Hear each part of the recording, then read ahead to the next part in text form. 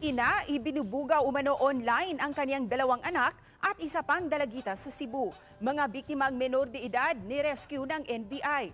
Arestado sa operasyon na ikinasa ng NBI Region 7 ang ina ng magkapatid na biktima. Ayon sa NBI 7, mismong ang ina ang nagbubugaw sa mga biktima na nasa edad 8, 12 at 15 anyos. Ang 8 at 12 anyos ang mga anak ng inang nagbugaw.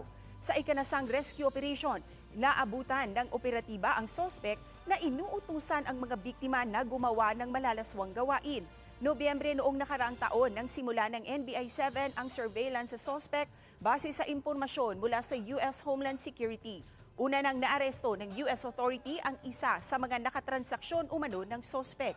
Kasama sa mga ebidensya na nakuha mula sa bahay ng sospek ang mga sex toys. Mahaharap sa patong-patong na kaso ang sospek.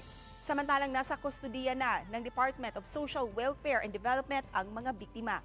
Hindi pinahinutulutan ng abogado ang media na makausap ang kanyang kliyente na nakapiit ngayon sa custodial facility ng NBI 7.